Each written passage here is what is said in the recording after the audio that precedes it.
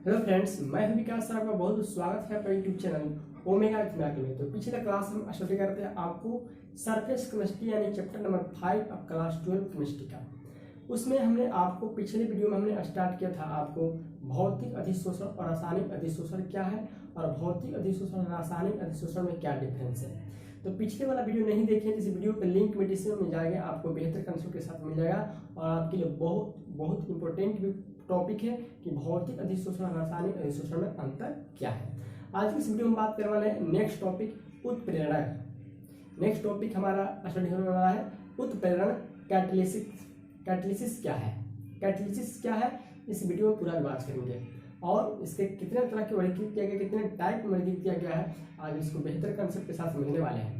तो आगे बताइए, चैनल पर नया है, चैनल को सब्सक्राइब नहीं किया तो चैनल को सब्सक्राइब करेंगे और बेल आइकन को प्रेस करेंगे ताकि वीडियो का नोटिफिकेशन सबसे पहले आप तक पहुंचे और आप किसी भी क्लास को मिस न कर पाए। चलिए स्टार्ट करते हैं उत्प्रेरण। यहाँ पर देखेंगे आज का टॉपिक क्या है, उत्प्रेरण कैटालिसिस।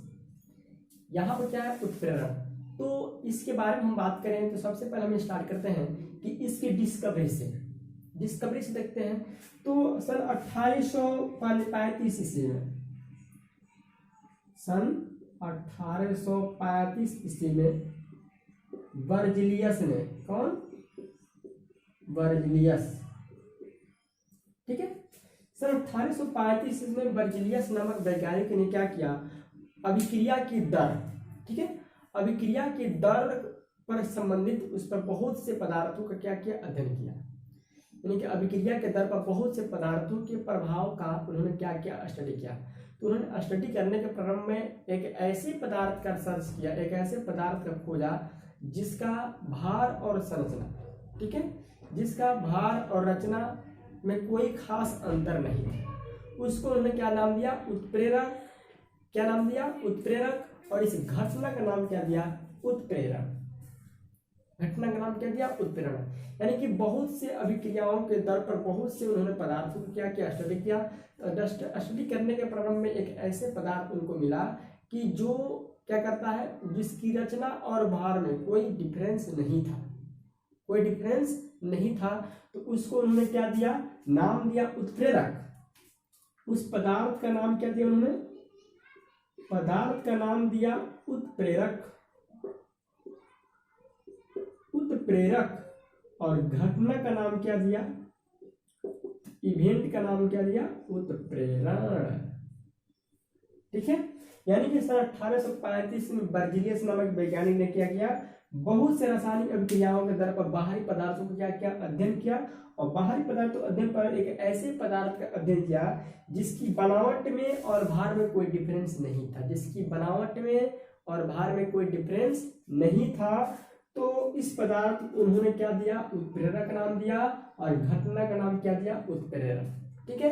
तो अब हम जान लेते हैं कि उत्प्रेरक होता क्या है और उत्प्रेरण क्या होता है। उत्प्रेरक क्या होता है और उत्प्रेरण क्या होता है।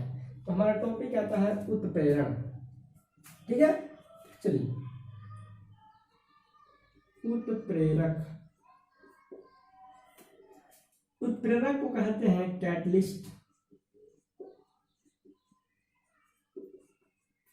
कैटलिस्ट, उत्प्रेरक क्या होता है, तो कुछ ऐसे पदार्थ होते हैं जो रासायनिक अभिक्रिया, यानी कि कुछ ऐसे पदार्थ होते हैं जो अपने में परिवर्तन किए बिना, बगैर चेंजिंग किए बिना किसी रासायनिक अभिक्रिया की गति को क्या करते हैं, बढ़ा देते हैं। किसी रासायनिक अभिक्रिया की गति को क्या करते हैं, चेंज कर देते हैं, घटा भी सकते हैं, बढ़ा भी सकते हैं। तो कुछ ऐसे पदार्थ होते हैं जो अपने में परिवर्तन किए बिना, अपने में बगैर परिवर्तन किए बिना, यानी कि अपने आप में कोई परिवर्तन, चेंजिंग नहीं लाते हैं, लेकिन किसी रासायनिक अभिक्रिया को, किसी केमिकल रिएक्शन को क्या करते हैं, कि रेट को क्या करते हैं, चेंज करते हैं, रासायनिक अभिक्रिया की गति को क्या करते हैं, चेंज कर देते हैं। तो उसको हम क्या करते हैं, उत्प्रेरक। और इस प्रक्रम का नाम क्या है, उत्प्रेरण। उस पदार्थ का नाम क्या होता है, कैटलिस्ट, और उस प्रोसेस का नाम क्या है, कैटालिसिस, ठीक है। तो चलिए राइट कर लेते हैं, देख लेते हैं कि वैसे पदार्थ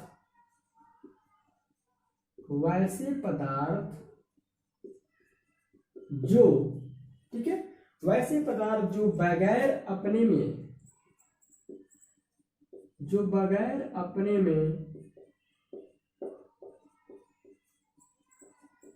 परिवर्तन किए बिना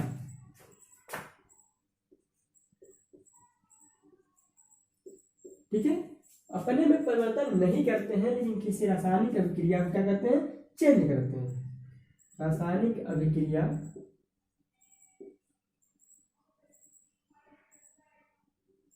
रासायनिक अभिक्रिया रासायनिक अभिक्रिया के वेग में क्या कर देते हैं, परिवर्तन करते हैं, वेग में बदलाव ला देते हैं। ठीक है, वेग में परिवर्तन कर देते हैं, चाहे रासायनिक अभिक्रिया के वेग को परिवर्तित कर देते हैं। क्या कहलाते हैं, उत्प्रेरक कहलाते हैं तथा इस घटना को उत्प्रेरण कहते हैं।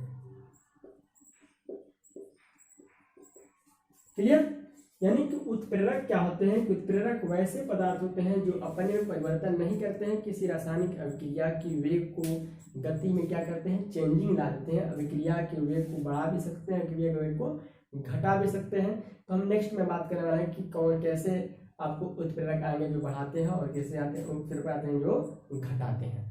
ठीक है, तो यहाँ पर ये हो गया उत्प्रेरक। अब हम देखते हैं कि उत्प्रेरण कितने प्रकार के होते हैं। उत्प्रेरण कितने प्रकार के होते हैं, उत्प्रेरण के प्रकार। ठीक है, उत्प्रेरण को कई तरह से बांटा गया है। ठीक है, तो एक स्टेट पर यानी कि रासायनिक अभिक्रिया में भाग लेने वाले अभिकारक और प्रतिफल। ठीक है, रासायनिक अभिक्रिया में भाग लेने वाले अभिकारक, प्रतिफल और उनके स्टेट। चूंकि स्टेट तीन तरह का होता है, ठोस, द्रव, गैस। ठीक है, तो अवस्था के आधार पर, ठीक है, अवस्था के आधार पर, भौतिक अवस्था के आधार पर आपको उत्प्रेरण को कितने भागों में बांटा गया, दो भागों में बांटा गया है, जिसमें पहला आपका है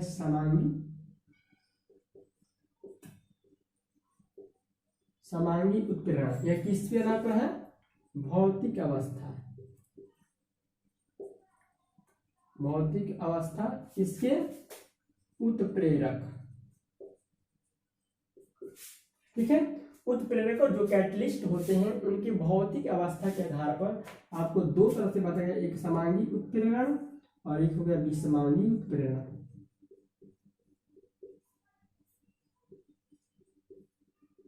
ठीक है, समांगी क्या कहते हैं, होमोजीनियस, इसको क्या कहते हैं, हेटेरोजीनियस, और ये क्या है, कैटालिसिस।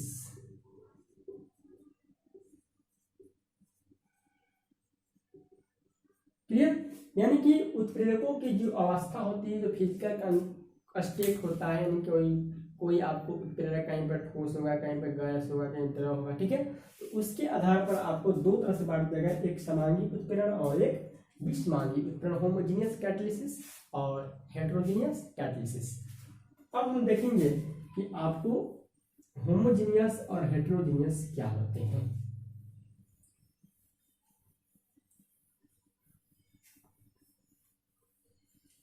अभी तक आप चैनल को सब्सक्राइब नहीं किए तो चैनल को सब्सक्राइब कर बेल आइकन प्रेस कर लेंगे और वीडियो जरूर लाइक करेंगे।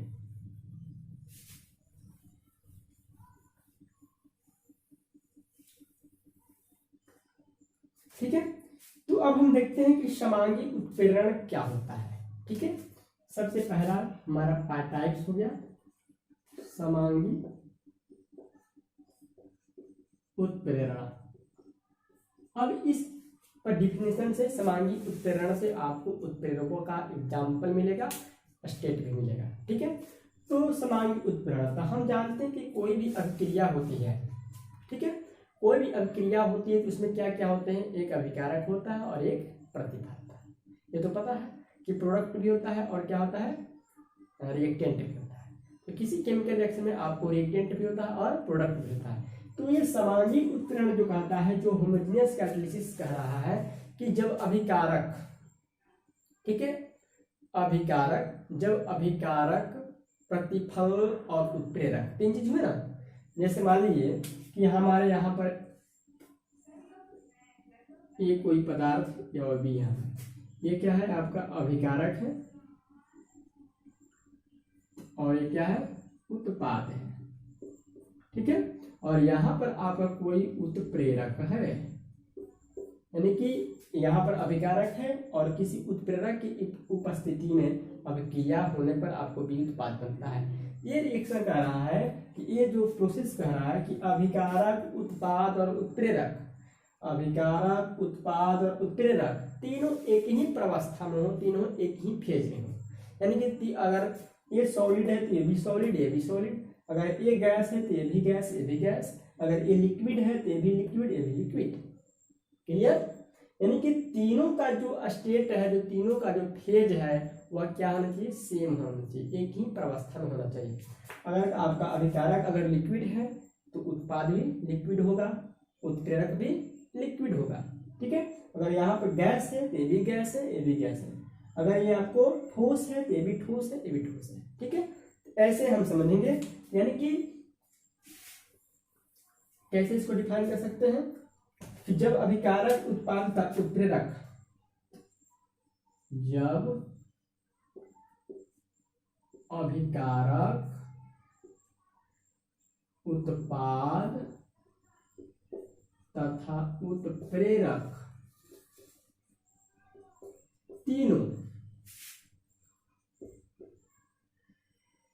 तीनों एक ही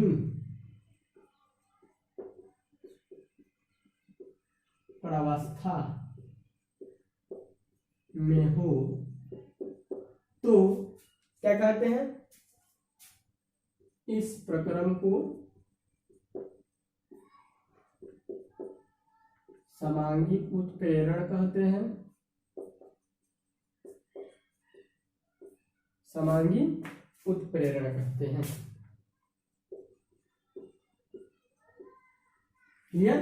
कि जब आपको reactant, product and catalyst, reactant, product and catalyst तीनों क्या हो, एक ही फेज में हो, सेम फेज में हो। अगर सॉलिड है तो सॉलिड, लिक्विड है तो लिक्विड, गैस है तो गैस, तो उस प्रकार के प्रोसेस को हम क्या कहेंगे, होमोजीनियस कैटलिसिस, ठीक है, समांगी उत्प्रेरण। चलिए उदाहरण देखते हैं, एग्जाम्पल लेते हैं, बहुत सिंपली सी इंतजार कर रहे हैं आप लोग एग्जाम्पल का, ठीक है। जैसे देखेंगे यहाँ पर सल्फर डाइऑक्साइड जो है ऑक्सीजन से रिएक्शन करता है, ठीक है, किसके उत्पाद में, किसके उपस्थिति में, NO उपस्थिति में। NO यहाँ पर क्या है, NO आपका क्या है, कैटलिस्ट है, उत्प्रेरक है, तो ये क्या है आपका उत्प्रेरक, और बनाता है आपको सल्फर ट्राइऑक्साइड। इसको बैलेंस करते हैं, यहाँ पर 2 हो गया, यहाँ पर 2 हो गया। अब समझेंगे कैसे हमने बताया डिफरेंस। डिफरेंस में क्या है कि जब अभिकारक, उत्पाद का उत्प्रेरक तीनों एक ही प्रावस्था में हो तो इस प्रकार को क्या कहते हैं, समांगी उत्प्रेरण कहते हैं, होमोजीनियस कैटलिसिस्ट कहते हैं। जैसे यहाँ पर जो SO2 है, SO2 ये जो SO2 जो है ये भी क्या होता है, गैस होता है। क्लियर है? O2 है, ये भी क्या है, गैस होता है। क्लियर है? और SO3 है, ये भी क्या होता है, गैस होता है। और उत्प्रेरक जो है NO वो भी क्या है, गैस। कंडीशन सही है? यानी कि ये आपका अभिकारक हो गए, ये आपका क्या हो गया, उत्पाद हो गया, और ये क्या हो गया आपका उत्प्रेरक हो गया। तो तीनों एक ही प्रावस्था में हो, तीनों एक ही फेज में हो, यानी कि ठोस है तो ठोस होगा, गैस हो तो गैस होगा, और लिक्विड हो तो लिक्विड होगा। इस तरह एग्जाम्पल हमने देखा। दूसरा एग्जाम्पल लेते हैं, जैसे C2H5OH, ये आपका क्या है, एल्कोहल है। इसकी अभिक्रिया जो है सांद्र H2SO4 की उपस्थिति में होती है तो बनता है डाई इथाइल ईथर, ठीक है, और आपको H2O। ये भी आपका द्रव है, ये भी आपका द्रव है, ये भी आपका द्रव है, और ये जो सांद्र H2SO4 है ये भी क्या आपका द्रव है, लिक्विड है। क्लियर है? यानी कि आपको C2H5OH इथाइल एल्कोहल को जब सांद्र H2SO4 की उपस्थिति में क्या करते हैं, इसका अपघटन करते हैं तो आपको बनता है C2H5O C2H5, यानी कि डाईइथाइल ईथर और आपको H2O द्रव जल बनता है। तो देखेंगे क्या कर रहा है, अभिकारक उत्पाद उत्प्रेरक, अभिकारक में क्या है आपको C2H5OH है, लिक्विड है। उत्पाद में क्या बना, ये भी लिक्विड, ये भी लिक्विड, और कैटलिस्ट में क्या लगा, सांद्र H2SO4, ये भी क्या है, लिक्विड। यानी कि इस तरह का अगर प्रोसेस आता है तो इसको हम क्या कहते हैं, समांगी उत्प्रेरण, होमोजीनियस कैटलिसिस। क्लियर है, होमोजीनियस कैटलिसिस, यानी कि तीनों की प्रवस्था क्या होना चाहिए, सेम होना चाहिए। अब हमारा नेक्स्ट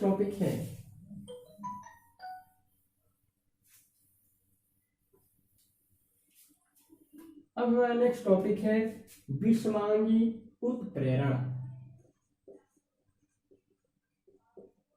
विषमांगी उत्प्रेरण, हेट्रोजीनियस कैटलिसिस। क्या है, हेट्रोजीनियस कैटलिसिस। चलिए देखते हैं हेट्रोजीनियस कैटलिसिस क्या होता है। अब हमने अभी बताया कि अभिकारक, उत्पाद, प्रतिफल जब तीनों एक ही फेज में होते हैं, तीनों एक ही प्रवस्था में होते हैं, तीनों की जो सॉलिड स्टेट यानी कि तीनों का जो स्टेट है, फिजिकल स्टेट है, वो क्या होना चाहिए, सेम होना चाहिए। जब तीनों का फिजिकल स्टेट सेम रहेगा तो उस प्रोसेस को हम क्या कहते हैं, होमोजीनियस कैटलिसिस। अब हम देखते हैं हेट्रोजीनियस कैटलिसिस क्या है। इसमें कहता है कि जब अभिकारक, उत्पाद और प्रतिफल, अभिकारक, उत्पाद, प्रतिफल नहीं होता है, अभिकारक, उत्पाद और उत्प्रेरक, तीनों की प्रवस्था क्या होती है, भिन्न भिन्न होती है। इनकी प्रवस्था क्या होगी, सेम नहीं होगी, भिन्न भिन्न होगी। जब अभिकारक, उत्पाद और उत्प्रेरक तीनों भिन्न भिन्न अवस्था में हो सकता है कि दो सेम हो, एक डिफरेंट हो। ये भी तो हो सकता है कि दो की प्रवस्था सेम हो और एक की प्रवस्था डिफरेंट हो। इस तरह की कंडीशन आ सकता है। उस कंडीशन में भी हम उसको क्या कहेंगे, हेट्रोजीनियस कैटलिसिस। क्या कहेंगे, विषमांगी उत्प्रेरण। तो चलिए देखते हैं कि जब उत्प्रेरक तथा अभिकारक, जब उत्प्रेरक तथा अभिकारक भिन्न भिन्न, ठीक है, जब उत्प्रेरक तथा अभिकारक भिन्न भिन्न क्या हो, प्रवस्था में रहते हो,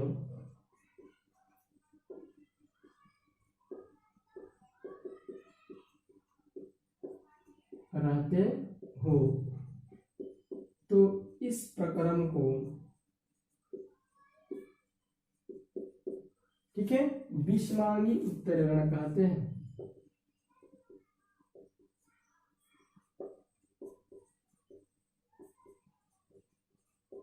विषमांगी उत्प्रेरण कहते हैं। क्लियर है, यानी कह रहे कि जब उत्प्रेरक, जब कैटलिस्ट और आपको रिएक्टेंट दोनों का आपको जो क्या होगा, फेज होगा, जो फिजिकल स्टेट होगा वह क्या होगा, डिफरेंट होगा। क्या होगा, डिफरेंट होगा। तो उस प्रोसेस को हम क्या कहेंगे, हेट्रोजीनियस कैटलिसिस। ठीक है, देखिए चलिए बात करते हैं पहला उदाहरण नंबर पहला, हैबर विधि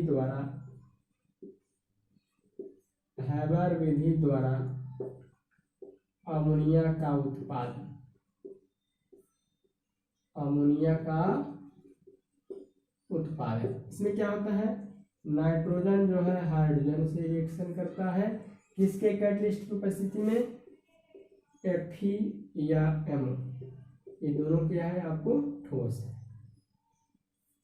ठीक है, तो बनता है आपको NH3 गैस। अब यहाँ पर बैलेंस करते हैं, यहाँ पर 2 है, यहाँ पर क्या हो जाएगा 3। क्लियर, अब देखेंगे ये दोनों आपको क्या है, गैस है, ये भी क्या है आपके गैस है, लेकिन ये क्या है, ठोस है। नाइट्रोजन हाइड्रोजन से रिएक्शन करता है तो आपको बनाता क्या है, अमोनिया गैस। नाइट्रोजन हाइड्रोजन से रिएक्शन करता है, क्या बनाता है, अमोनिया गैस। यहाँ पर कैटलिस्ट के रूप में क्या है, उत्प्रेरक के रूप में, यहाँ पर उत्प्रेरक के रूप में फेरस या मोलिब्डेनम है। फेरस या मोलिब्डेनम है, तो फेरस या मोलिब्डेनम जो है आपको क्या है, ठोस है। तो क्वेश्चन क्या रहेगा, जब उत्प्रेरक तथा अभिकारक, उत्प्रेरक और अभिकारक, उत्प्रेरक आपको क्या है, ठोस है, और अभिकारक क्या है आपको, गैस है। ठीक है, तो कह रहे कि अभिकारक, उत्प्रेरक और अभिकारक दोनों की अवस्था क्या हो, भिन्न भिन्न होती है। क्या होती है, भिन्न भिन्न होती है, डिफरेंस में होती है। तो उसको हम क्या कहेंगे, इस प्रकार हमको हेटेरोजीनियस कैटालिसिस। क्लियर है, यानी कि हैबर बेस द्वारा अमोनिया उत्पादन में आपको नाइट्रोजन हाइड्रोजन से रिएक्शन करता है तो अमोनिया गैस बनाता है। तो यहाँ पर देखेंगे यह गैस अभिकारक है, इन दोनों की प्रवस्था क्या है, गैस है। लेकिन जो आपको यहाँ पर कैटलिस्ट है, जो उत्प्रेरक है, उसकी प्रवस्था क्या है, ठोस है, सॉलिड है। इसलिए क्या कर डिफरेंस हो गया, डिफरेंस हो गया। जब डिफरेंस हुआ तो क्या आएगा, विषमांगी उत्प्रेरण। चलिए दूसरा देखते हैं एग्जाम्पल, वनस्पति तेल, वनस्पति तेल का वनस्पति घी में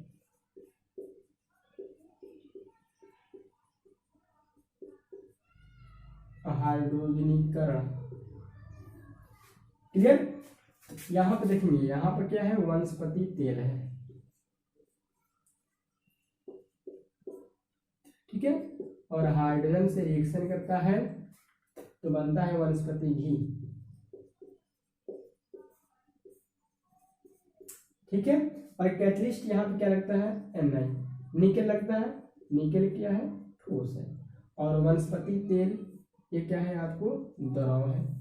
ये हाइड्रोजन तो आपको गैस ही है। ठीक है, देखेंगे वनस्पति तेल की प्रवस्था क्या है, द्रव है। जो उत्प्रेरक है, दिख रहा है कि नहीं, उत्प्रेरक जो है आपको क्या है, Ni है, निकेल है। जो आपको क्या है, सॉलिड है। ठीक, थोड़ा सा और ऊपर कर देते हैं, ये चलिए दिख रहा। अब यहाँ पर देखेंगे वनस्पति तेल का वनस्पति घी में क्या, हाइड्रोजन से कर। तो वनस्पति तेल आपका क्या है, लिक्विड है, हाइड्रोजन भी क्या है, लिक्विड है। लेकिन यहाँ पर जो उत्प्रेरक लगा हुआ है वह क्या है, निकेल है। निकेल क्या है, ठोस है। तो कह रहा है कि उत्प्रेरक और अभिकारक, ठीक है, उत्प्रेरक यहाँ पर क्या है, ठोस है, और अभिकारक यहाँ पर क्या है, द्रव है या गैस है। द्रव के साथ हाइड्रोजन गैस रिएक्शन किया। ठीक है, तो इन तीन की प्रवस्था क्या है, डिफरेंस है। यानी कि प्रवस्था अगर आपको डिफरेंस रहेगा तो उसको हम क्या कहेंगे, विषमांगी उत्प्रेरण, और अगर आपको सेम रहेगा तो उसको क्या कहेंगे, समांगी उत्प्रेरण। तो यही आपको डिफरेंस है हेटेरोजीनियस कैटालिसिस और होमोजीनियस कैटालिसिस में। ठीक है, तो आज के लिए बस इतना। फिर नेक्स्ट क्लास में बात करने वाला है अलग टाइप का उत्प्रेरक, यानी कि अलग टाइप में हम उत्प्रेरक की बात करने वाले हैं कि कैटलिस्ट क्या होते हैं, कैटलिस्ट को कितने भागों में क्या क्या है, डिफाइन वर्गीकृत किया गया है। वीडियो अच्छा लगे तो लाइक करेंगे और दोस्तों में जरूर शेयर करेंगे। और अभी तक आप चैनल को सब्सक्राइब नहीं किए तो चैनल को सब्सक्राइब, बेल आइकन प्रेस करेंगे ताकि वीडियो को नोटिफिकेशन सबसे पहले आप तक पहुंचे और आप किसी भी क्लास को मिस न कर पाए। फिर मिलते हैं नेक्स्ट क्लास में।